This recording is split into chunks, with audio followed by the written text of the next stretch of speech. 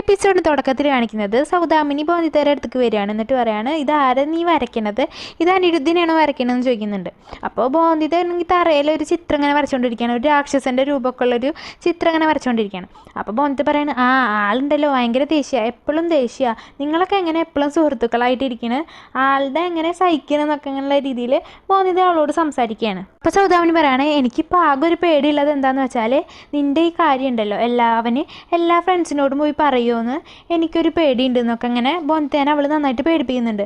അപ്പോൾ ബോന്തിത്ത് അങ്ങനെ ആലോചിക്കുകയാണ്, അവളിനെ എല്ലാവരും ഇങ്ങനെ ചീത്ത പറയുന്നതൊക്കെ അങ്ങനെ ആലോചിച്ചിട്ട് അയ്യോ എന്ന് പറഞ്ഞിട്ട് ഇങ്ങനെ മുഖം പൊത്തിയിട്ടിരിക്കുന്നുണ്ട്. അപ്പോൾ സൗദാമിനി പറയാണ്, എനിക്ക് ഒരു ഐഡിയ ഉണ്ട് എൻ്റെ കയ്യിൽ, അത് ഞാൻ നിനക്ക് പറഞ്ഞു തന്നാൽ നീ അതുപോലെ ചെയ്താൽ നിനക്ക് നിൻ്റെ അമ്മയുടെ അടുത്തേക്ക് പോകാൻ പറ്റുമെന്ന് പറയുമ്പോൾ ബോന്തിത്ത് അത് എന്താണെന്ന് ചോദിക്കുന്നുണ്ട്. അപ്പോൾ അവൾ പറയാണ്, നിനക്ക് 6 ദിവസത്തിൽ തന്നിട്ടുള്ളൂ, ഈ 6 ദിവസം കഴിഞ്ഞിട്ട് പിന്നെ നീ ഇത് ചെയ്യുകയാണെങ്കിൽ നിനക്ക് നിൻ്റെ അമ്മയുടെ അടുത്തേക്ക് പോകാൻ പറ്റും, അതുകൊണ്ട് നീ ഇത് ചെയ്യാൻ നോക്ക്, നിനക്ക് നിൻ്റെ അമ്മയുടെ അടുത്തേക്ക് പോകണമെങ്കിൽ നീ പിന്നെയും ഇതുപോലെ ചെയ്യണം, അല്ലാണ്ട് ഇത് നിർത്താൻ പാടില്ല എന്നിങ്ങനെ ബോന്തിക്ക് പറഞ്ഞു കൊടുക്കുന്നുണ്ട്. ബോന്തിത്ത് ഇങ്ങനെ പറയുന്നുണ്ട്, രാവിലെ എനിക്ക് നല്ല ബുദ്ധിമുട്ടാണ്, ഞാൻ ആകെ എല്ലാവരുടെയും മുമ്പിൽ നാണം കെട്ടിയിട്ടാണ് എണീക്കുന്നത്, ഞാൻ എല്ലാവരുടെ മുമ്പിലും നാണം കെട്ടിയിട്ടാണ് നടക്കേണ്ടി വരുന്നത്, ഇനിയിപ്പോൾ എല്ലാവരുടെയും ചീത്തൊക്കെ ഞാൻ കേൾക്കേണ്ടി വരില്ലേ എന്നൊക്കെ ഇങ്ങനെ അവളിങ്ങനെ ഒറ്റയ്ക്ക് ഇങ്ങനെ പറയുന്നുണ്ട്.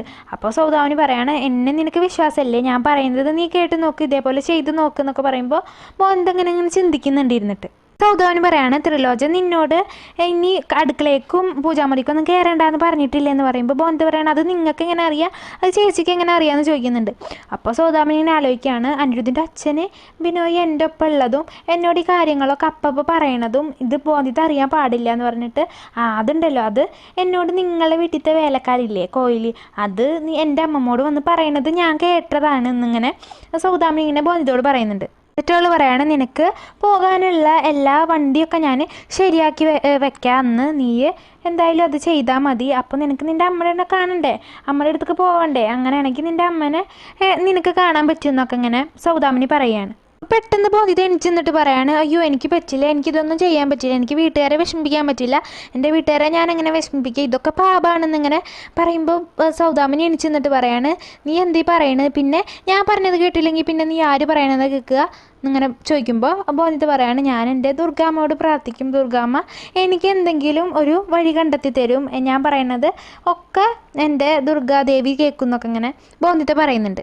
പറയാണ്, എൻ്റെ ഭർത്താവിൻ്റെ സന്തോഷമല്ലേ ഞാൻ നോക്കണ്ടത്, അപ്പോൾ ആൾ പറയണതൊക്കെ ഞാൻ അനുസരിച്ചിട്ട് നല്ലൊരു ഭാര്യയായിട്ട് ദുർഗാദേവീനെ ഞാൻ സന്തോഷിപ്പിക്കും, എന്നിട്ട് എൻ്റെ കാര്യങ്ങളൊക്കെ പറഞ്ഞാൽ എൻ്റെ അമ്മേൻ്റെ അടുത്തേക്ക് ദുർഗാദേവി എന്നെ അയക്കും എന്നൊക്കെ ഇങ്ങനെ ബോധിത പറയുമ്പോൾ സൗദാമിനി അങ്ങനെ നല്ല ദേഷ്യത്തിൽ അവളിങ്ങനെ നോക്കിയിട്ട് നിൽക്കുകയാണ്. എന്നിട്ട് അവൾ പറയണേ, എത്ര ബുദ്ധിമുട്ട് സഹിച്ചിട്ടാണെങ്കിലും കഷ്ടതകൾ സഹിച്ചിട്ടാണെങ്കിലും അനിരുദ്ധിൻ്റെ ജീവിതത്തിൽ നിന്ന് ഇന്നെ ഞാൻ അടിച്ചു പുറത്താക്കി തന്നെ ചെയ്യുന്നിങ്ങനെ ഉറക്കെ പറയുന്നുണ്ട്. അപ്പോൾ ഇത് കേട്ടിട്ടാണ് കോയിലി വരുന്നത്, അതായത് ആ വേലക്കാരിയില്ലേ അതിങ്ങനെ ബാക്കിൽ ഇങ്ങനെ വന്ന് നിൽക്കുന്നത്.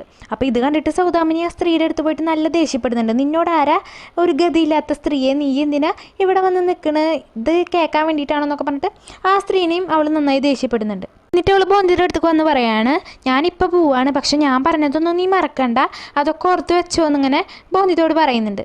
എന്നിട്ട് അവൾ അവിടുന്ന് പോവാണ്. അപ്പോൾ കോയിലി ബോന്തിയുടെ അടുത്തേക്ക് വന്നിട്ട് പറയാണ്, നിനക്ക് ഏറ്റവും ഇഷ്ടമുള്ള ഭക്ഷണം എന്താ, അതൊന്ന് പറയും, ഞാൻ ഉണ്ടാക്കി തരാമെന്നിങ്ങനെ ബോന്തിയോട് പറയുന്നുണ്ട്. അപ്പോൾ ബോന്തി പറയാണ്, എന്നോട് മിണ്ടണ്ട, എൻ്റെ ഒക്കെ ഞാനിങ്ങനെയൊക്കെ ആയതുകൊണ്ട് നിങ്ങൾക്ക് നാണക്കേടല്ലേ, എന്നിട്ട് എന്നെ നോക്കി ചിരിച്ചില്ലേ, എൻ്റെ കാര്യങ്ങളൊക്കെ അപ്പുറത്ത് പോയിട്ട് പറഞ്ഞില്ലേ എന്നൊക്കെ ഇങ്ങനെ പറയുന്നുണ്ട്.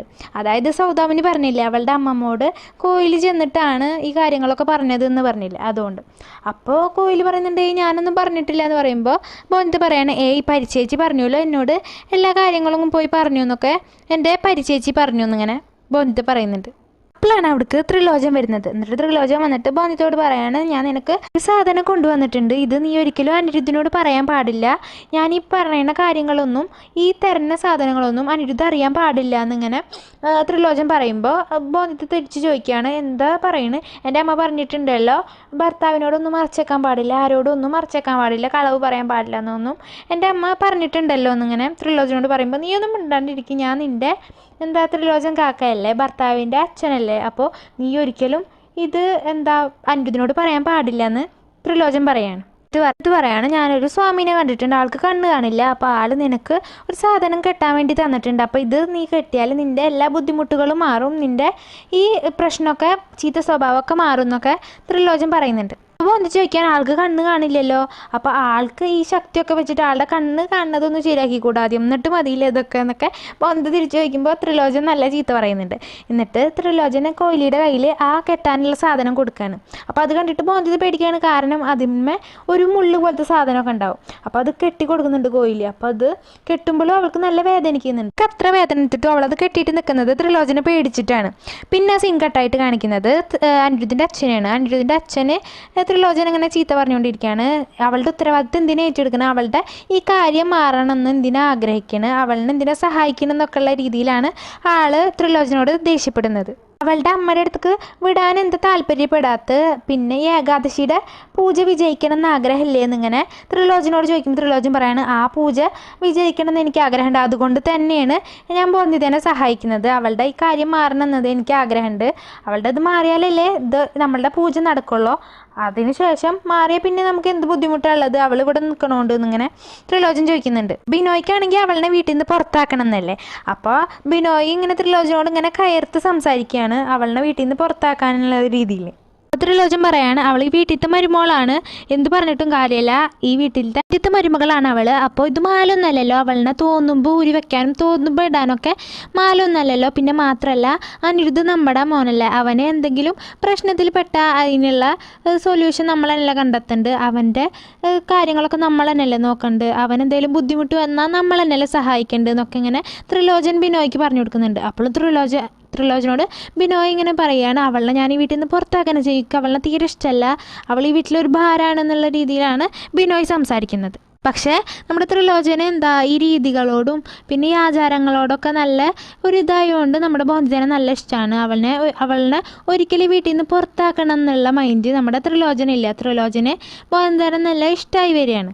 പിന്നെ സൗരഭിനെയാണ് കാണിക്കുന്നത്. സൗരഭ് ഇങ്ങനെ ഒരു ഗിഫ്റ്റൊക്കെ ആയിട്ടാണ് വന്നിരിക്കുന്നത് സമ്പൂർണ്ണക്ക് കൊടുക്കാൻ വേണ്ടിയിട്ട്. അപ്പോൾ ഇതവനെ ഒളിച്ചിട്ടാണ് കൊണ്ടുവരണത്.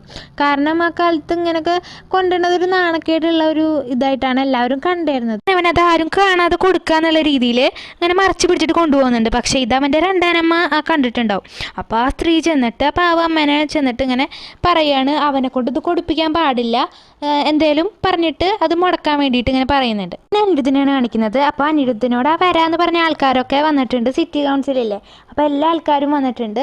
അപ്പോൾ അവരിങ്ങനെ സംസാരിക്കുകയാണ്, എന്തിനാണ് ഞങ്ങളോട് വരാൻ പറഞ്ഞതെന്ന് ചോദിക്കുമ്പോൾ അനിരുദ്ധ എണിച്ചിട്ട് പറയുകയാണ്, ഞാൻ ഈ സ്ത്രീകളുടെ ടോയ്ലറ്റിൻ്റെ കാര്യങ്ങൾ സംസാരിക്കാനാണ് കൊണ്ടുവന്നത്, പബ്ലിക് ടോയ്ലറ്റ് ഉണ്ടാക്കണം നമ്മുടെ ഈ ഗ്രാമത്തിൽ എന്ന് പറഞ്ഞിട്ട് ഇങ്ങനെ അവന് എല്ലാ കാര്യങ്ങളും അവരോട് പറയാണ്.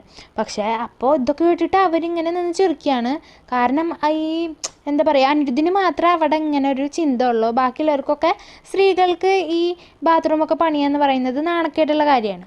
അങ്ങനെ അവർ അനിരുദ്ധിനെ ശരിക്കും പുച്ഛിക്കുകയാണ്. അപ്പോൾ അനിരുദ്ധ എണിച്ചിട്ട് നല്ല ദേഷ്യത്തിൽ അവരോട് ചീത്ത പറയുന്നുണ്ട്, എന്തുകൊണ്ട് ഇതൊന്നും പറ്റില്ല, ഒരു മാറ്റം നമ്മൾക്ക് എന്താ കൊണ്ടുവന്നാൽ ഇവിടെ നമ്മൾ പുരോഗമിക്കല്ലേ വേണ്ടത് എന്നൊക്കെ അങ്ങനെ പറഞ്ഞിട്ട് അവൻ നല്ല വർത്തമാനം പറയുന്നുണ്ട് അവരോട്. അപ്പോൾ അവർ പറയാണ്, ഞങ്ങൾ ഇതിന് സമ്മതിക്കുക, അതിന് നീ ആദ്യം ഈ ഗ്രാമത്തിലെ 5 സ്ത്രീകളെങ്കിലും ഇതിന് ഈ ബാത്റൂമിലേക്ക് വരുന്നോ അത് ഉപയോഗിക്കുന്നോ ഞങ്ങൾക്ക് ഉറപ്പ് തരണം, എന്നാലേ ഞങ്ങൾ ഇതിന് സമ്മതിക്കുള്ളൂ എന്നിങ്ങനെ പറയുമ്പോൾ അവൻ പറയാണ്, അതിനിപ്പോൾ എന്താ, ഞാൻ 5 സ്ത്രീകളെങ്കിലും ഇങ്ങനെ സമ്മതിപ്പിക്കുന്നു ഇങ്ങനെ പറയുന്നുണ്ട്.